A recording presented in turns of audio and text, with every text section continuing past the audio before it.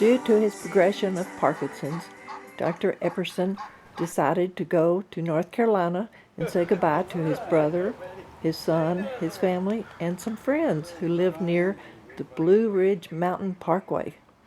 The parkway is 489 miles long, and it runs from North Carolina to Virginia. In fact, it inspired me to paint a picture. My name is Mary Luker. While in Nashville, we visited our friends Michael and Wendy, who had recently moved there from Austin.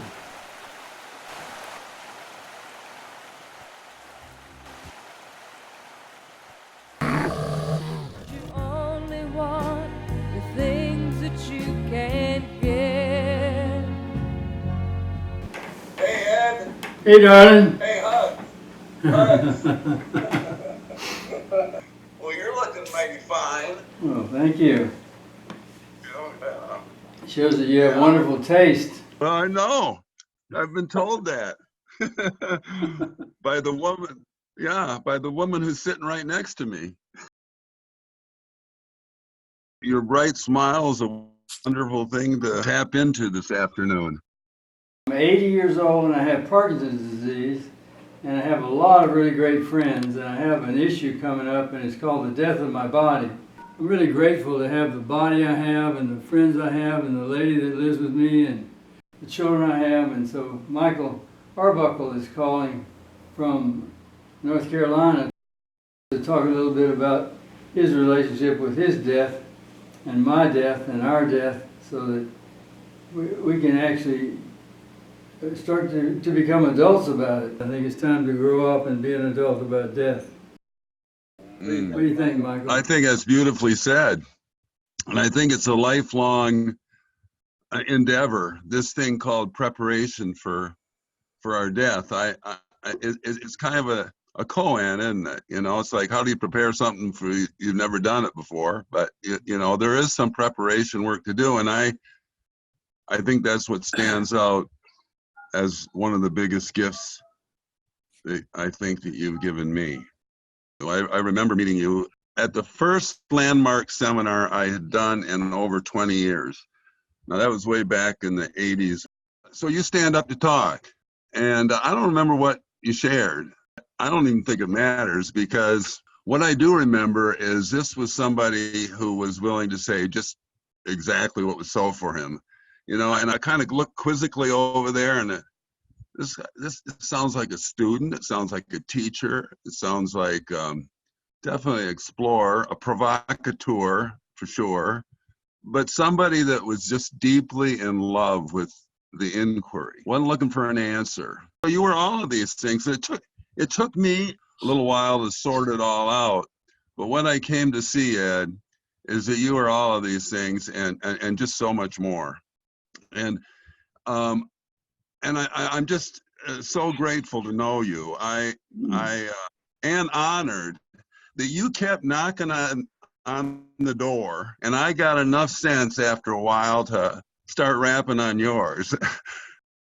The beauty of it is that whenever I've left an encounter with you, I've always felt that it was this moment, our relatedness, that truly mattered. I just want to thank you, Ed, for being such a vibrant demonstration of what it means to live a life that way. A life that's so authentic right up until closing time.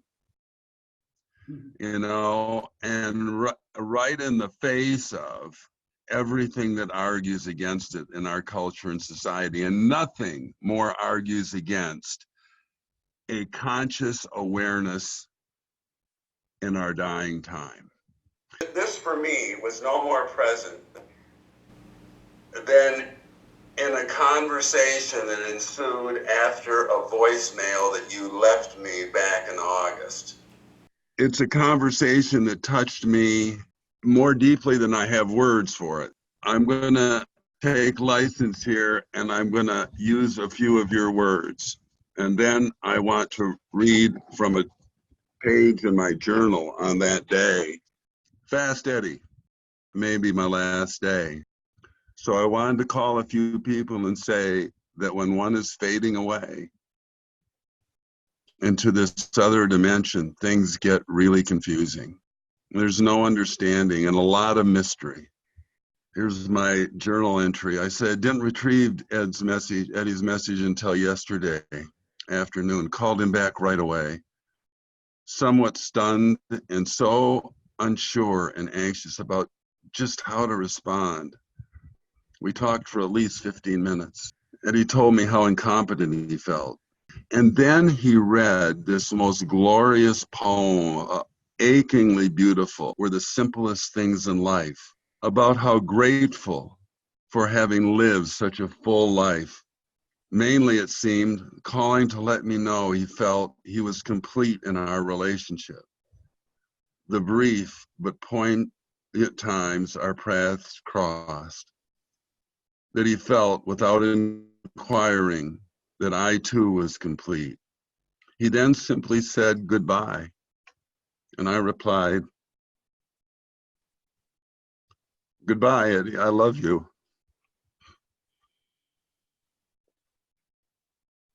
And after I hung up, I just sat there with all the things that I still didn't know how to say and be swirling in my head with the tears running down my eyes, and I wept. And at the same time, the profound honor to be party to such a sacred moment. So I don't think there's any greater love letter anyone can give than the courageous and vulnerable and generous and open-hearted and heart-breaking sharing of their dying time. I'm so thankful that that wasn't your day to leave this world, but I'm forever grateful for you two, so gorgeously, so generously sharing what it means to live and to die in the embrace of our full humanity. And so thank you for being a teacher for me and for all of us. And that way, Eddie. Thank you, Michael. I'm thinking about the audience. We're going to put this on YouTube, and there's a writer named David Brooks who wrote a book called The Second Mountain. It's a beautiful story about how everybody seems to go through the first mountain. If you live 40 years, you go through the first mountain, and then you may or may not deal with the second mountain. But I really recommend the book because David Brooks is able to explain how one could have a very egotistical, very narcissistic, very identification-based life for 40 years or 50 years, and then for one reason or another just shift into another way of being in the world. So I think Werner Erhard did that when he was about 29 or 30 years old, and I've met some people that did it at 25, but most people, if they do it around 60. So I'm really thankful to have visited the space called the Second Mountain, or magnanimity. I feel really good about myself because myself has pretty well disappeared. I don't have any self-esteem. All I am is nobody with nothing to do and no place to go. So I think that what people are acknowledging is that everyone has personality and everyone has no personality. And we basically understand and believe that no personality is really more fun than personality. Indeed. Yeah, so it's humiliation and humility kind of go together. When you finally realize that being humiliated is based on your ego, if you don't have much attachment to your ego, it's kind of hard to humiliate you. I haven't been humiliated in a week or two. Well, that's certainly another demonstration that your life has been, for certain. Is Wendy going to be able to get on? Yeah. Hi, Wendy. Hi. I think one of the biggest things that I want to thank you for, that I know that how I know you, is that I really know you more through your relationship with Michael. You know, we've known one another off and on, as you know, in seminars sometimes, or I speak with you briefly at different times, but I really just got a deeper sense of who you are in these conversations with Michael, and living with this man who is just a miracle to live with, who I just adore. And that richness of the conversations that you all would have, so completely rare. But I have a deeper and deeper sense of, because of the life that we've lived together, of a deep appreciation of you and Mary, and just who you've been for one another. Because that's another way that I know you. I really know you through that kind of warrior spirit. You've both lived, and what I feel, you've both lived this incredibly authentic life of supporting one another and just being who showed up in a way that life became real, and that people were contributed to, and that love was present, and the courage to just show up and be fully present with another human being. And what a gift that is. So I really love both of you for that. Also, just to thank you so much for who you've been for one another. How are we like tentacles, and how do we feed, the ground, the compost? How is that? I like to think of myself as a dirt farmer. I like to go for the dirt because everything grows in good dirt. Right. Thank you. I might say a little bit about you and me. I resented my mother for at least 40 years straight, probably 50 years, and over the last 30 years I've been able to become a feminist. So I'm reading a book now called Rage Becomes Her, about how women have been mistreated. And one of the tweets she made the other day was, not all men abuse women, but all women wake up into a world where men are abusing women.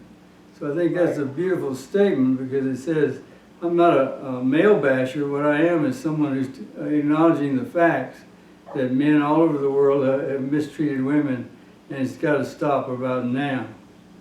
So I think that acknowledges me a little bit, because I changed my mind. Thank you, Eddie. That's beautiful. Yeah. Hi, Wendy. Hi, Michael. Hi, sweetheart. Hi, Mary. Lovely. So gorgeous. Yeah. So let me thank you and say goodbye. Beautiful. We love y'all.